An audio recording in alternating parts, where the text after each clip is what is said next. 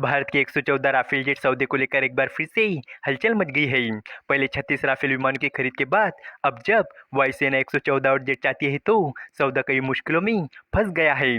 रक्षा मंत्रालय और Dassault company के बीच तकनीकी साझेदारी, उत्पादन जिम्मेदारी और मेक इन इंडिया की शर्तों पर मतभेद सामने आ रही है। सरकार चाहती है कि इस बार राफेल का ज्यादातर निर्माण भारत में हो, लेकिन फ्रांस की शर्तें अलग है। अब सवाल ये है कि क्या वाकई भारत का 114 राफेल जेट का सौदा अब रुक गया है? तो चलिए इस अपडेट को डिटेल में जानते हैं।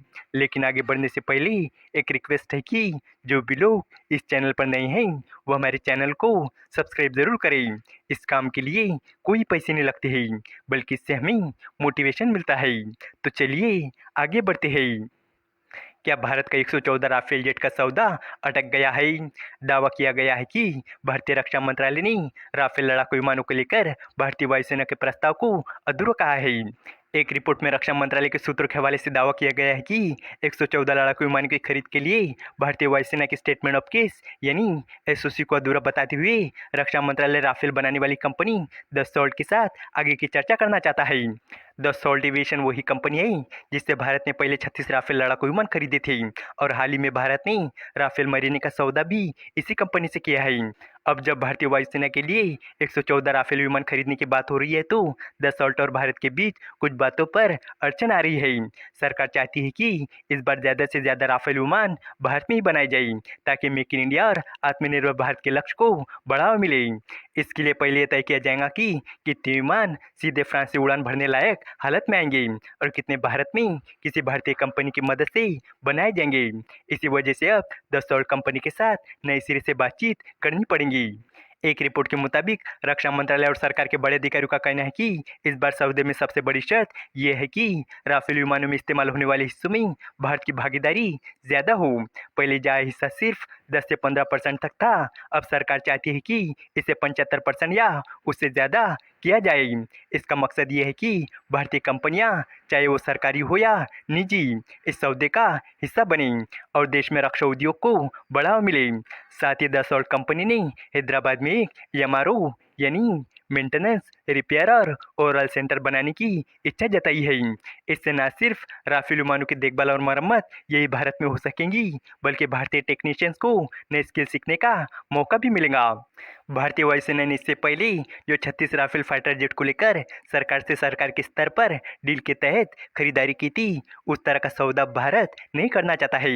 ये सौदा पूरी तरह से अलग होगा, जिसमें उत्पादन, लागत और जिम्मेदारी जैसे मुद्दों पर नए सिरे से बातचीत करनी होगी।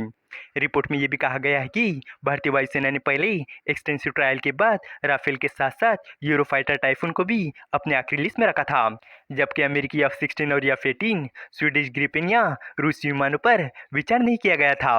लेकिन बातचीत आगे नहीं बढ़ पाई क्योंकि रक्षा मंत्रालय और दसॉल्ट कंपनी के बीच दो बड़े मतभेद थे।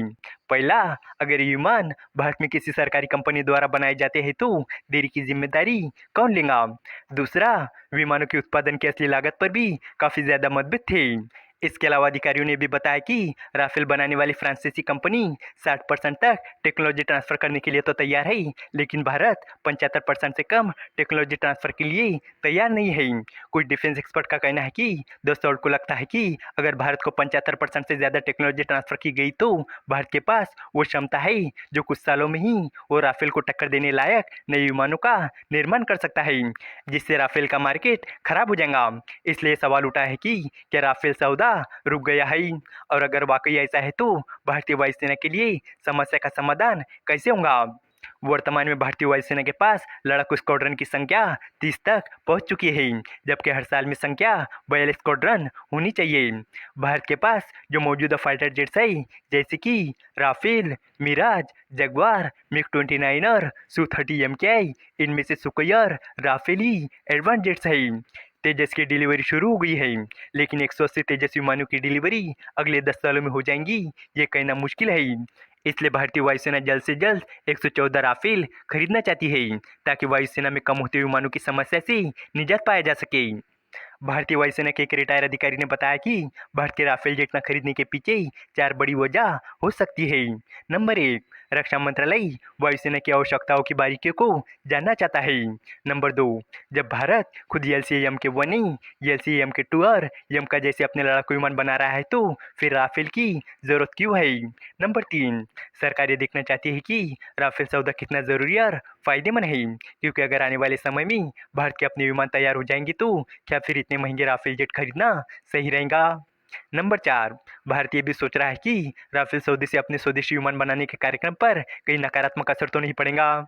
वही जब उनसे पूछा गया कि इसका मतलब ये तो नहीं है कि भारत असल में नया राफेल खरीदना ही नहीं चाहता है, तो उन्होंने कहा कि नहीं, ऐसा नहीं है। उन्होंने कहा कि फंड सीमित है और इम्पोर्ट अक्सर स्वदेशी कार्यक्रमों पर गंभीर असर डालती है। स्वदेशी लड़ाकू विमानों को बनाने में भारत तेजी से आगे बढ़ रहा है। HAL ने हाल ही में LCA M1 की उत्पादन क्षमता को बढ़ाकर 24 कर दी है, जो 4.5वीं पीढ़ी के विमान के करीब है। इसके अलावा अगले साल तेजस MK2 के प्रोटोटाइप भी पहली उड़ान भरेगा, जो क्षमता के मामले में राफेल के करीब होगा। शायद इसलिए राफेल को लेकर भारत झुकने के मूड में ना हो। इस वीडियो का कंक्लूजन ये है कि भारत का 114 राफेल जेट का सौदा भी अनिश्चितता में है। सरकार चाहती है कि इस बार सौदे में मेक इन इंडिया और आत्मनिर्भर भारत की भावना झलके, जबकि फ्रांस की कंपनी दसॉल्ट अपने हितों से समझौता करने को तैयार नहीं दिख रही है।